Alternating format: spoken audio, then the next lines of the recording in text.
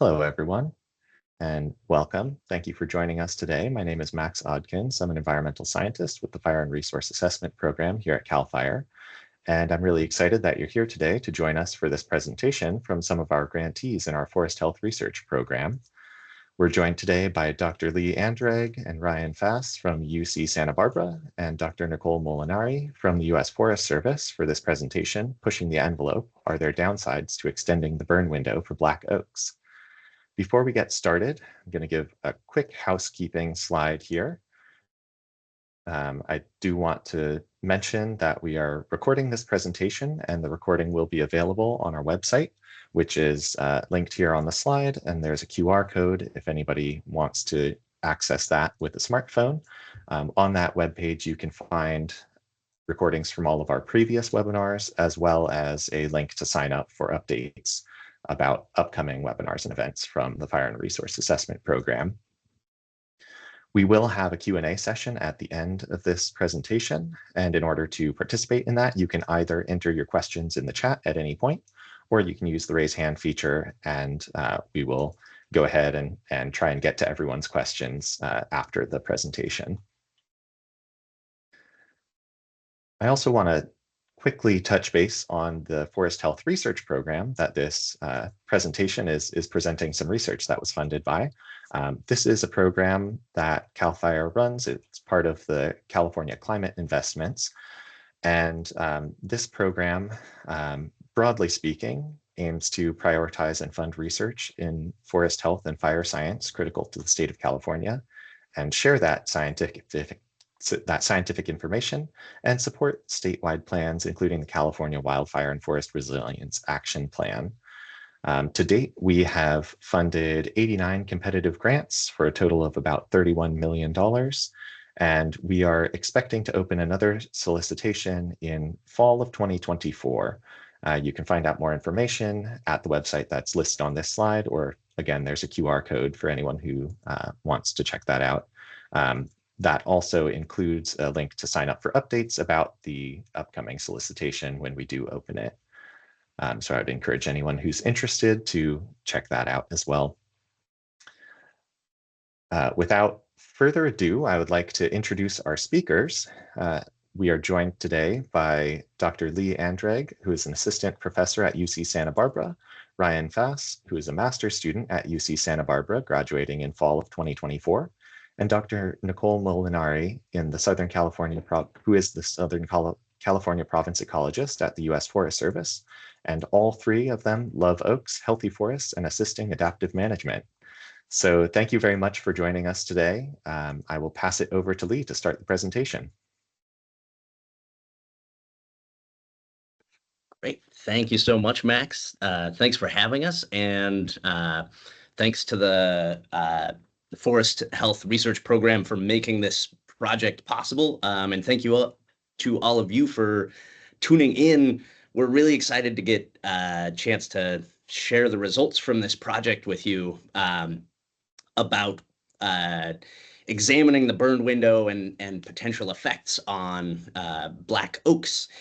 This has been a really fulfilling project for me, getting to collaborate with Ryan and with Nicole in the Forest Service, and particularly to partner with some really amazing practitioners down at the Cleveland National Forest who have been universally really engaged and excited about answering questions, scientific questions that have impacts on how they make management decisions. So I'll start with a little bit of the background, and then I'll hand it over to Ryan to walk through the results. These are his master's thesis, and just wanted to highlight again that he will be graduating this at the end of this fall, and he's a fantastic scientist with a really great tool bag and will be on the job market. Just a heads up. So I'm absolutely preaching to the choir here, but California wildfire is going up. It's a little bit off the hook over the past 20 years. Our burned area, and particularly our burned area at high severity, has been sort of following this secular increase. And this is in large part due to two factors. The first is a century of fire suppression that's transferred a lot of California's forests from these more open forests that had a high return interval fire frequency to fundamentally different structures, denser forests, smaller trees. And as a result, when fires do hit these forests, instead of being ground fires, as was historically the case, they're much, much more likely to become crown fires that burn at extremely high severity and remove all the vegetation. So we've got this background of fire suppression that sort of laid the kindling. And then we layer on top of that climate change that really turns our fire intensities up to 11. This figure is just showing some results from Park Williams research. The x-axis is the vapor pressure deficit, essentially how dry the atmosphere is. And Park has shown that there's an exponential increase in the acres burned across Northern California, across all of California, and even across the Western US. There's this exponential increase in acres burned as the atmosphere gets drier.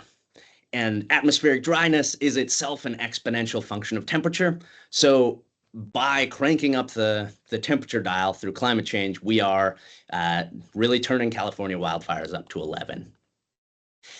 And again, I'm preaching to the choir here, transitioning our forests from historical fire regimes of every 10 to 15 years to fire regimes of every 7,500 years has pretty disastrous consequences when these high severity fires burn through here.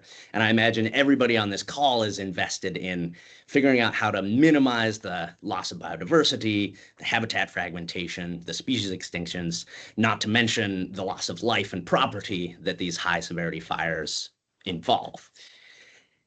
And one key solution is getting fire back on the landscape through prescribed fires to reduce fuels and tree densities, to return fires to a more natural state, if you will, or at least a more pre-colonial state, and to ideally increase fire resiliency and climate resilience of these forests.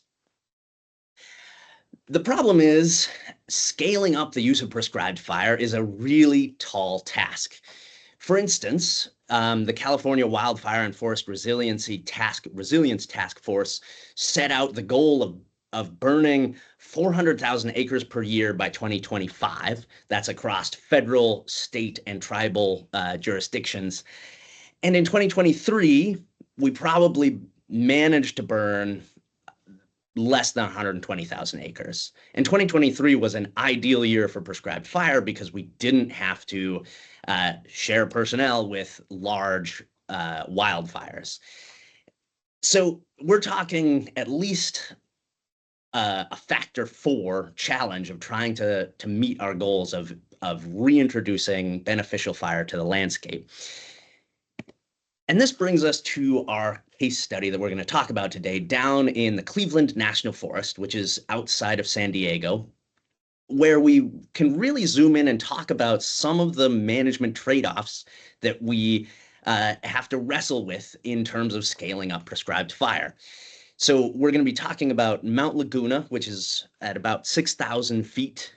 And it's this predominantly Jeffrey pine and black oak forest. And I also want to take a moment to acknowledge that this research took place on the ancestral homelands of the Kumeyaay people, who have a long and continued connection both with this land, but particularly with fire and fire in these ecosystems. We'd like to acknowledge their elders, past, present, and future, and also highlight that key goal of this research team moving forward is to figure out how to collaborate and interact more closely with tribal partners. And to that point, if you happen to be from a tribe that would be interested or willing to connect with us, or have advice about how we as researchers can reach out and build those connections with tribal partners, we are very much all ears. But for the moment, sticking with the National Forest, the Cleveland National Forest burn window, the amount of time when they can realistically put fire on the landscape, is first and foremost constrained by weather. During the winter, there's snow on the ground, even outside of San Diego. And by the time late May rolls around, the weather gets too hot, the fuels get too dry, and the probability of the fire escaping makes it unreasonable to put prescribed fire on the landscape. So we're immediately stuck with a burn window in the early spring and potentially the late fall. But then we have to layer on additional constraints. For instance, the logistics of competing for personnel with wildfires, which often knocks out more of the late fall burn window. And then in Southern California, we have to layer on air quality on top of that, which particularly at the end of the year in the fall is bad enough that it pretty much precludes any fall burns, which means that right away, the Cleveland National Forest is restricted to this early season, March through end of May burn window, if they want to actually apply beneficial fires to the landscape.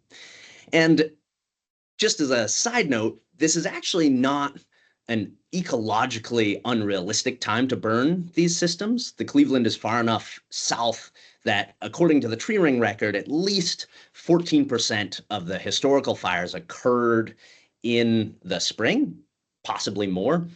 So it's far enough south that its burn regime looks a lot more like northern Mexico or the Baja, and less like the classically fall burn regime of the Sierra Nevada.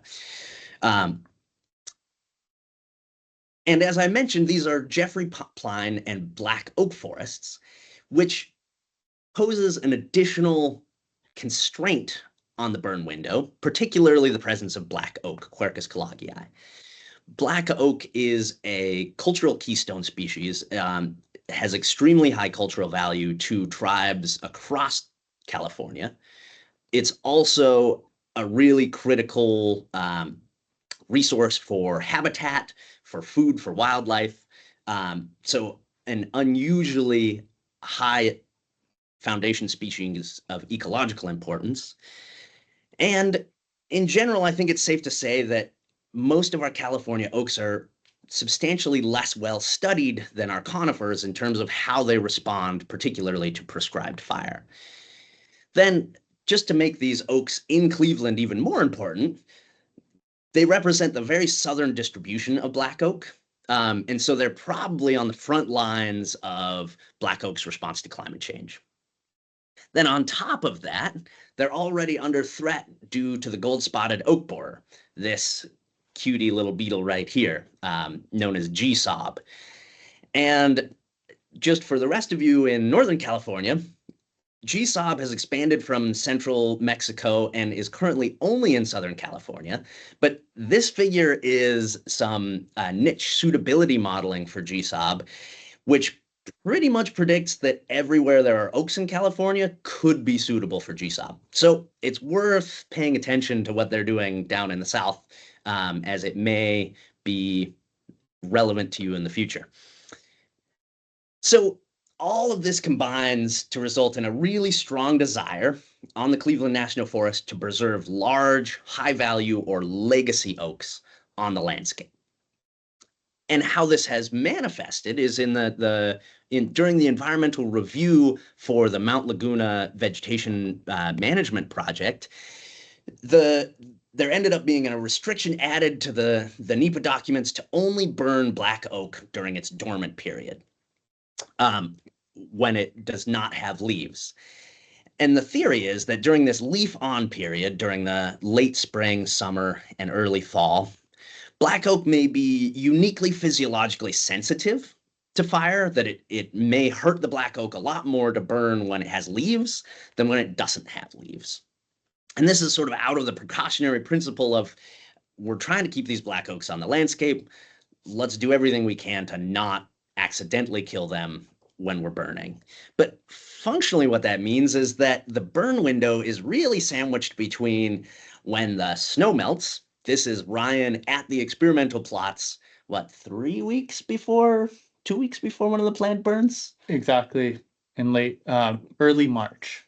So obviously, there's no fire that's going to carry uh, in the plots at this moment. They're really sandwiched between when the snow melts and this very narrow period of time when before the oaks actually leaf out and have sort of this leaf on period. And so there, because of this, the Cleveland National Forest is extremely invested in knowing whether they can actually extend this burn window a little bit farther into the spring without endangering these legacy oaks. And that's where we came in to try and tackle this question experimentally. Take it away, Ryan. Awesome. Thank you, Lee. Awesome. So first I'll talk about our experimental design that we used to set out to determine if burning during this leaf out period would cause more black oak mortality. And so if we see no difference, then potentially Cleveland National Forest can consider lifting this restriction in the NEPA and have more of a window for prescribed fire as Lee described. And so first, we'll look at our dormant treatment in the orange polygons or a dormant burn. And so I forgot to mention that we did have replication over 2 burn years. So you'll see that we burned in 2021 and 2022. And then, yeah, we had our dormant treatment in the orange where we had that burn during that natural window that they can burn right now under the NEPA. And the green polygons was our leaf out treatment or leaf out burn, where we burned during that experimental window when the oaks had just caused buzz break. And then we have our controls just right outside the polygon where we had no burn. And in our experiment, we had about 120 acres burned and a total of 48 plots that are represented by the little dots you see in our polygons. And to go in just a slight more detail, I won't talk too much because I'm sure most people on this call are familiar with common stand exams. But our plots were Forest Service Protocol common stand exams. And some of the key measurements that we took were we tag and measured all adult trees and saplings. We did seedling counts, took species cover, and we also did Brown's fuels transects to get at fuel loading and fuel consumption. And then another key part of our experiment that I wanted to touch a little more detail on is these 2 different burn years. And so here are some climagraphs from 2021 year and 2022 on the right, and just looking at precipitation with those blue bars and temperature with the red line. And I'll kind of drop in the exact days and months for our 2 treatments for each year. And as you can see, our burn years were quite similar in precipitation and temperature. And so with this consideration, we were able to kind of group these 2 experiments together. And the results that I'm going to show very soon here is a combination of both years put together. So a very robust data set. We were potentially hoping to have 2 different climate years to compare to, but instead we got a robust data set.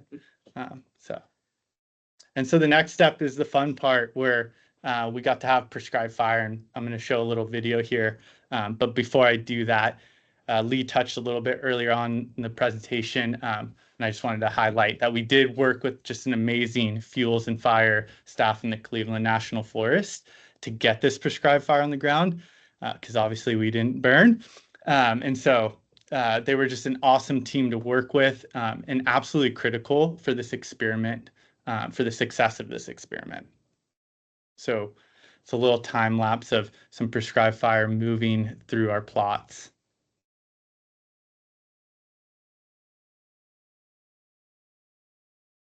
Who doesn't like a good prescribed fire time lapse? Yeah, it's always fun.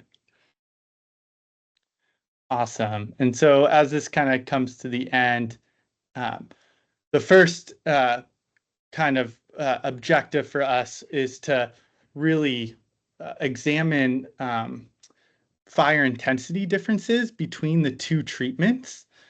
And so the first way we kind of went about that is looking at char height. So this is just the height of the continuous char, or that black you see at the base of the tree in that yellow circle on the bowl.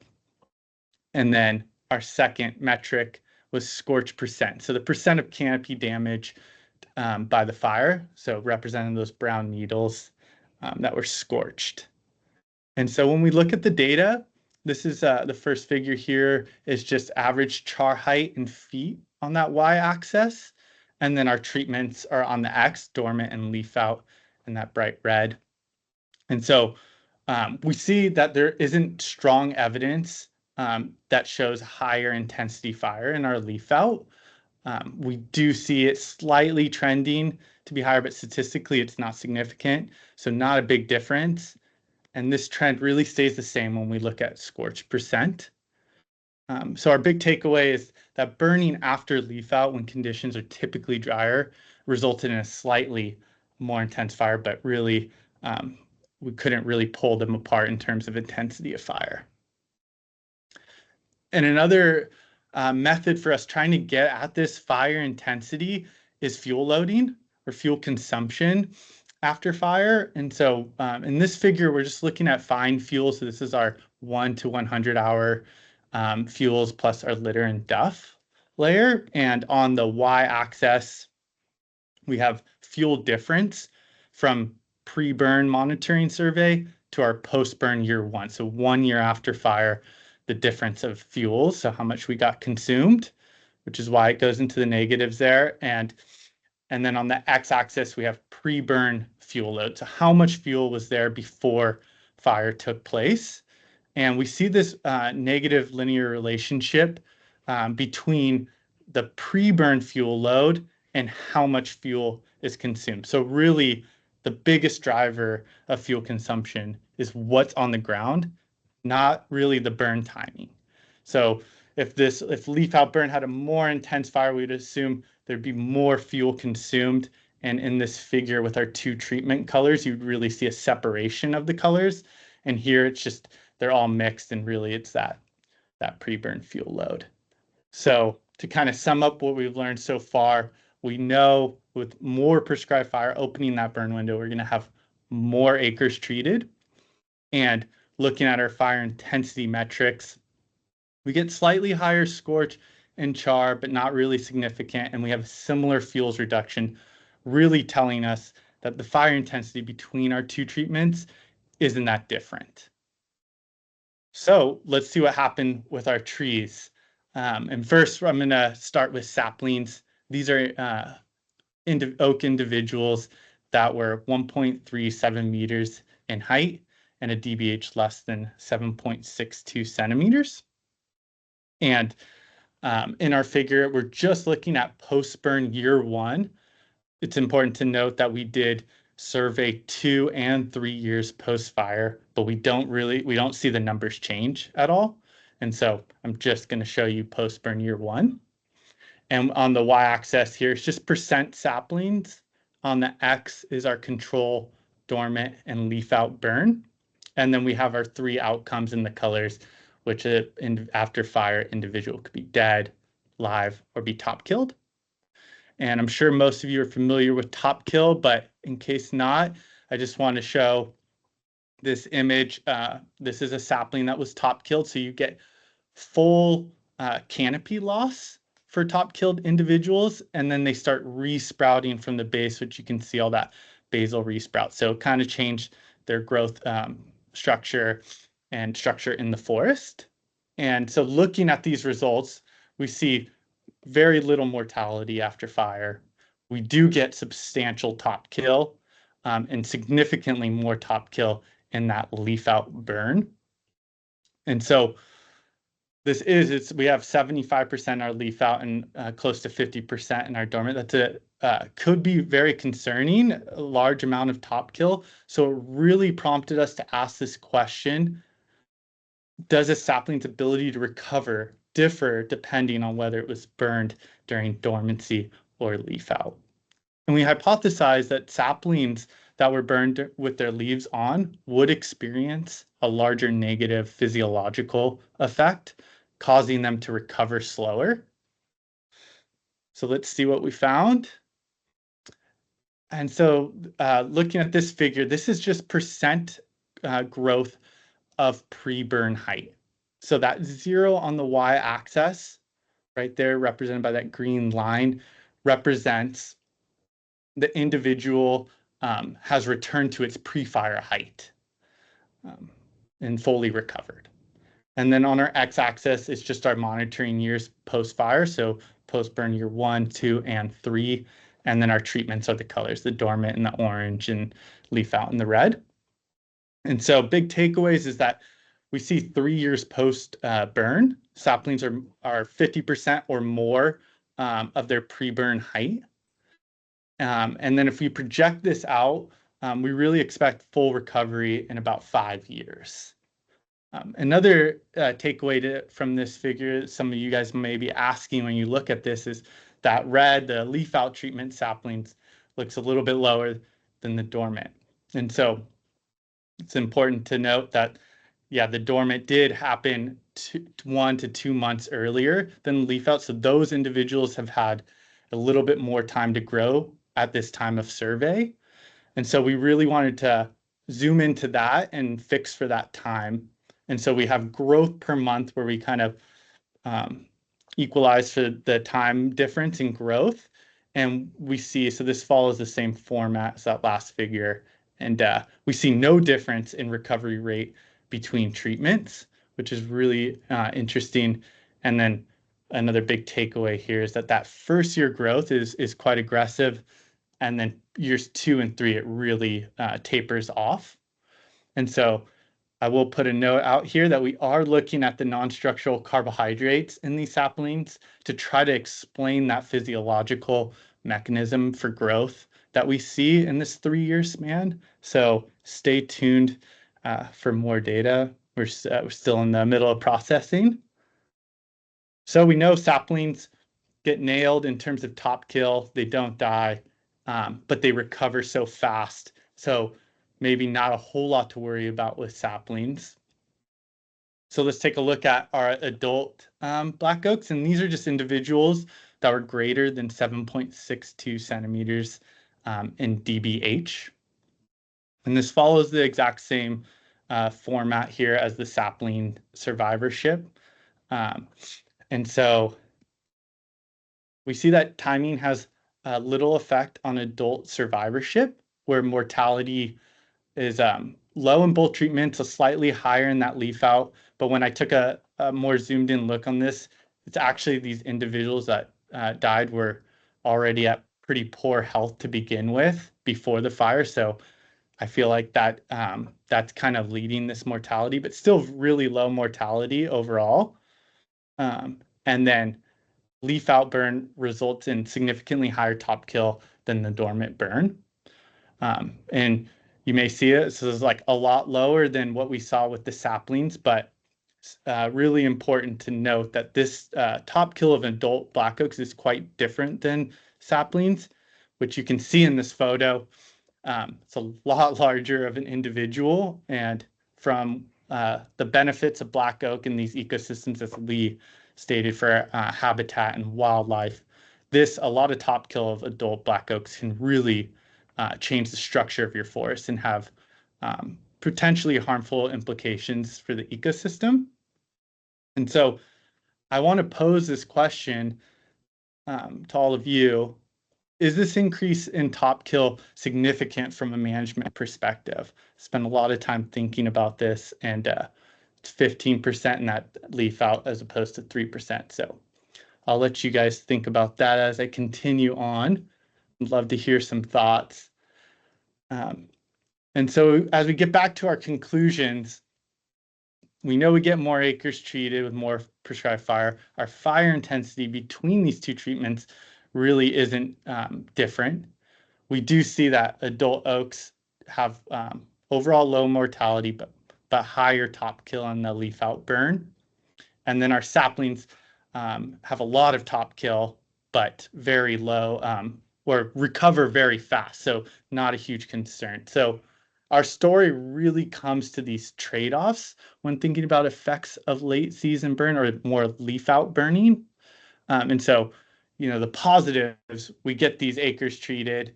But the downside is that for the Cleveland National Forest, where there's already been this mortality of large oaks due to GSOB, or that gold spotted oak borer, this top kill is undesirable. And so we wanted to know from our findings here if we could reduce the impacts of this leaf out burning on these large, high valued oaks. And so we used an adaptive management approach to ask and answer this question. Are there mitigation measures we can take to reduce top kill in oaks?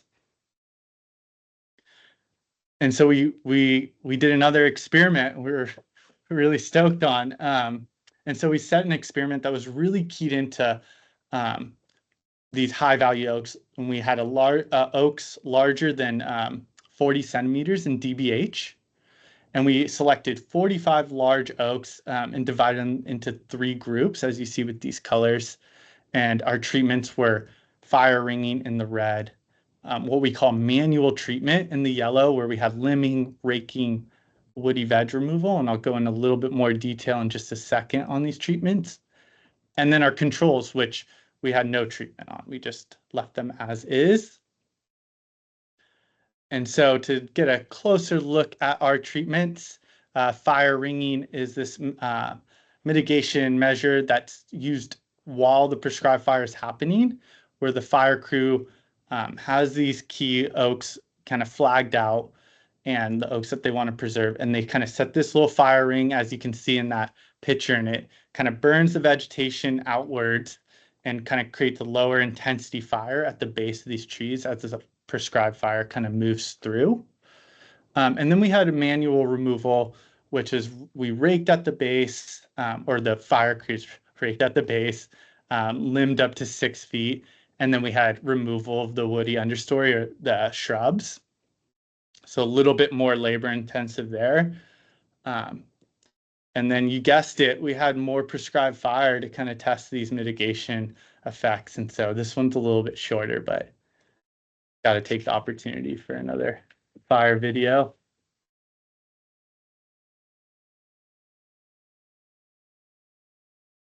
And so you can kind of see that that video looked a little bit more intense than the last one. And you'd be right if that's what you guessed.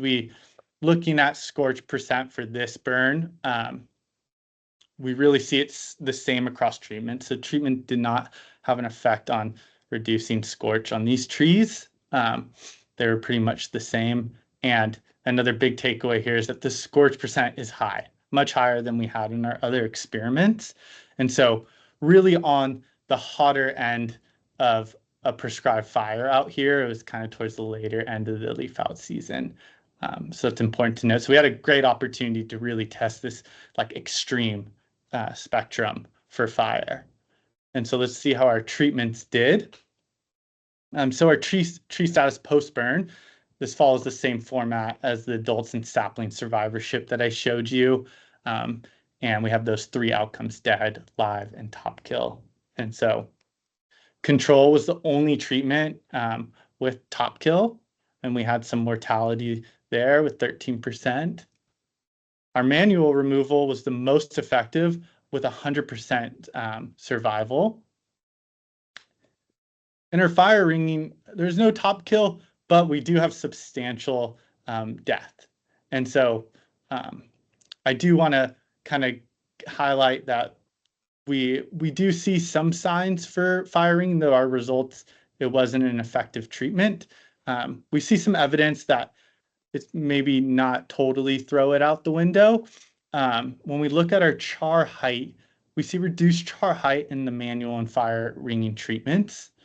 So, that's the black char on the base of the tree. So kind of lower and kind of introducing this lower intensity fire to the base of the tree. And so I just wanted to put this in here to to say that, maybe the fire ringing should be further explored. It didn't come out to be significant for our treatments, but maybe in a cooler prescribed fire, it would be an effective measure. Just an area to further explore. And so the take homes for this this burn was that it's obvious our manual treatment was very effective at reducing top kill and mortality in adult oaks. So the good news, we have mitigation measures that we can take moving forward if we want to burn in this leaf out period. And the bad news is that it happens to be the most labor intensive and time intensive. But if we're motivated enough, we do have a resource we can use. So that's awesome. And I now want to pass it on to Nicole. Thanks, Ryan. That was great. Good afternoon, everyone. Really appreciate you all being here. And I'm going to take us through to the end. So as a reminder, we set out to evaluate the effects of fire seasonality and more specifically phenology on oaks. But we were also interested at a much higher level in gaining a deeper insight into the overall effects of prescribed fire on black oak. So I'm going to focus on some of the highlights from this work and also discuss some of the implications, especially as they relate to management. And so we learned that saplings rarely die due to prescribed fire, but they are prone to top kill regardless of the timing of fire. We had higher top kill later in the season, but I think it's important to step back and consider how these findings might be used. And depending on the specific management objectives associated with specific projects, these findings could be used in slightly different ways. So for example, practitioners who are interested in reducing the number of young oaks might not find prescribed fire to be the most effective tool, and they might want to seek other options. And on the flip side of that, for those practitioners who are interested in maintaining young oaks and promoting a diverse age class, then prescribed fire may be a great tool. And in our study, we found that there was about 50% of saplings that were top killed, but they were incredibly resilient and they returned to their original height within 5 years. Next slide, please. Thanks, Lee. So this collaborative work also provided information about other management opportunities. And specifically, we gained insights into how the use of prescribed fire can reduce sapling drought stress. And so to do this, we measured pre-dawn xylem pressure potential, and we took readings before fire and after fire. This graph here shows post-fire burn year 1, and the y-axis on this graph is pressure potential, and the axis is a little hard to interpret. So I'm going to help you through this one. The negative numbers indicate more severe drought stress, and the numbers that are closer to 0 represent less drought stress. So what we found is that the use of prescribed fire reduced water stress in saplings, and that the greatest benefits were realized in the later season leaf out burns. And what's interesting, I'm not going to show you adults. This is saplings, but I want you all to know that this trend held true for adults also. And so these data were taken in the first year during peak drought. So this was the August to September time period here in Southern California. And so we're seeing very large benefits of prescribed fire from this drought perspective in the first year. Unfortunately, we can't say much about the legacy of this treatment or out year effects because we ran into monsoonal rains in subsequent years. So I bring this up, this pressure bomb drought stress topic, because I think this is a great example of how we can learn more than we expected when we work in a collaborative way with diverse partners who might have different interests or different skill sets that they can bring to bear on the project.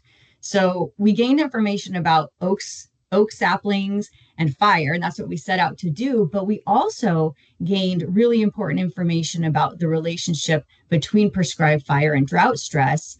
And now we can use that information when we're developing strategies that may be more focused on climate change and forest health in a warming climate. Next slide, please. All right, for mature oaks, we found that later season burning resulted in the greatest mortality and top kill. And Ryan posed an interesting question about whether these findings, and specifically the finding that he pointed out was this 15% top kill. So whether this finding was significant from a management perspective. And of course, the answer to this question is context dependent and it's really related to the goals of the project. But I want to just mention a couple of things. One thing that I want to point out here is that as climate continues to warm and large scale high severity fire continues, oaks are likely to be key players in the future of our montane ecosystems. So taking actions now and thinking through this now will help us maintain mature oaks and their seed sources into the future. So it's likely a good idea to be considering the effects of prescribed fire on Top Kill. The other thing I wanted to point out is that in Southern California, there are additional sensitivities. Ryan and Lee touched on this already, but these sensitivities really surround the loss of oaks, and it largely has to do with the fact that thousands of adult Black oaks have already died due to invasive species like the gold-spotted oak borer. So when these things are taken together, this is translated into many Southern California forest health projects setting out to retain large legacy oaks. So reflecting back on Ryan's question, in this particular case, it is significant from a management perspective. We want to do all we can do to try to maintain these large oaks on our landscape. Next slide, please. So the impetus for this project was to optimize the use of prescribed fire. And essentially, we wanted to find a win-win. We wanted to find a win for oaks. We wanted to find a win for prescribed fire. And recognizing that there was this potential trade-off between these two things, the forest didn't want to be paralyzed and be stuck with making a really hard decision. So they were very forward-thinking, and they set out to work with partners to get answers and find solutions. And I think that this is really cool. The partnership that we formed between the Cleveland National Forest, UCSB, and the Forest Service Regional Ecology Program led to adaptive management and to the development of mitigation measures that resulted in that win-win that we were looking for.